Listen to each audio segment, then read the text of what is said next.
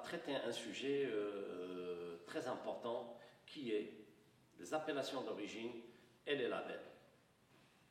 Alors l'objectif principal, c'est parce que le consommateur aujourd'hui commence à devenir de plus en plus exigeant et surtout avec la concurrence, l'entreprise va essayer de se démarquer, va essayer de proposer un produit qui va contenir un certain nombre de normes de sécurité et d'hygiène et surtout de qualité pour que le consommateur puisse l'acheter et puisse le commander.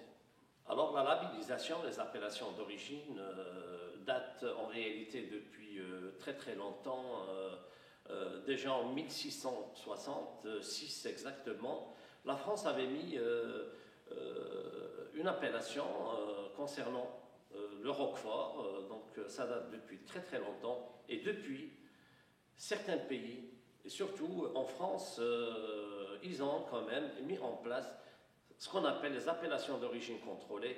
Par la suite, on va voir les appellations d'origine protégée également, les labels, surtout le label rouge, et d'autres appellations, et même les certifications ISO, tout cela ayant pour un objectif principal fidéliser le consommateur et surtout de garantir et de permettre un produit de très bonne qualité. Vous trouvez sur le marché certains produits qui ont une appellation, ce qu'on appelle l'AOC, appellation d'origine contrôlée.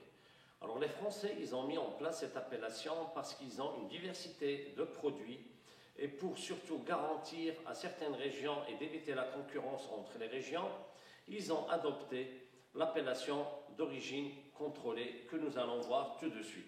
Première étape, très importante. Alors je suis une appellation précise, le nom d'une région, ça peut être donc le nom d'une région, d'un lieu déterminé, dans le cas exceptionnel d'un pays.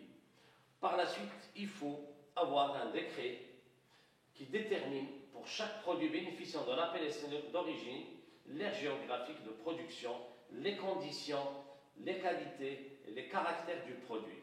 Pour enfin, troisième point, c'est un sigle donc, pour qu'il puisse être immédiatement reconnu qui va permettre justement à un certain produit ou à ce produit-là d'avoir cette appellation d'origine contrôlée, comme vous voyez. Donc je suis et je vais devenir une AOC. C'est l'INAO en France, c'est l'Institut national d'appellation d'origine qui va mettre, bien sûr, et qui va délivrer cette appellation d'origine contrôlée.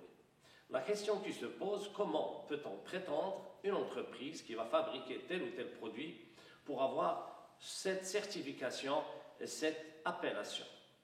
Alors pour avoir l'appellation d'origine contrôlée, il y a un cahier de charge. Alors le cahier de charge, c'est un ensemble de procédures que l'entreprise devra mettre en place pour que l'INAO, l'Institut national d'appellation d'origine, une fois sur place, va vérifier le cahier de charge selon les exigences pour pouvoir délivrer ou non cette appellation d'origine contrôlée. Pour avoir l'appellation d'origine contrôlée, déjà, il faut prouver, il faut montrer qu'il s'agit d'une technique de la région, du pays, ou peut-être d'une zone géographique bien précise, qui a la particularité de travailler cette technique et cette matière, et peut-être ce produit-là, pour en avoir l'exclusivité, et deuxièmement, pour éviter une concurrence déloyale, parce que à l'origine, ça a été fait comme ça, par la main-d'œuvre, par le savoir-faire de la région et de la population. Alors déjà la différence entre l'AOP et l'AOC, comme j'ai cité tout à l'heure, l'appellation d'origine contrôlée, eh bien, c'est le pays qui va le délivrer. En France, par exemple, c'est la France qui va délivrer cette appellation par l'INAO aux entreprises, aux villages, aux sociétés, aux artisans qui vont travailler et qui vont produire un certain produit selon les exigences, selon le cahier de charge dont j'ai parlé tout à l'heure. Alors pour les AOP, là il s'agit de l'Union européenne. C'est d'un pays vers un autre pour éviter justement ce qu'on appelle la concurrence déloyale. Eh bien, l'Union européenne il a mis en place l'appellation d'origine protégée.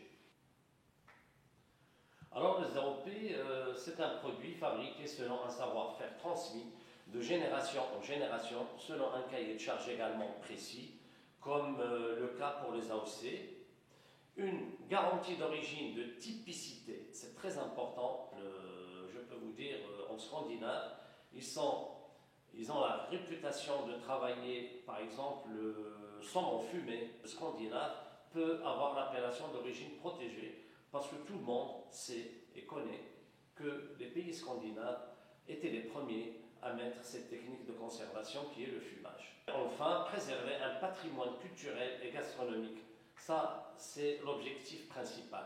Alors les AOP, ils ont été mis en place depuis 2009 avec un logo européen, AOP, ou la mention littéraire, appellation d'origine protégée.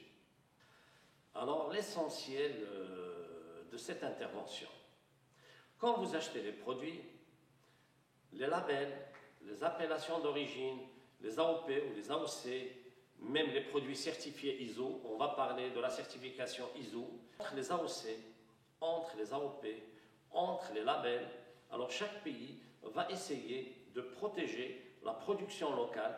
Même au Maroc, par exemple, il y a certains produits aujourd'hui qui commencent à être reconnus et surtout protégés, comme le cas des huiles d'argan, huile d'olive, étant donné que le consommateur aujourd'hui commence à devenir de plus en plus exigeant. Et surtout, avec la concurrence, les entreprises ils vont jouer une carte très importante, une carte qui va permettre de se démarquer par rapport à la concurrence et surtout d'offrir un produit qui garantit une certaine norme ou une certaine qualité pour le consommateur.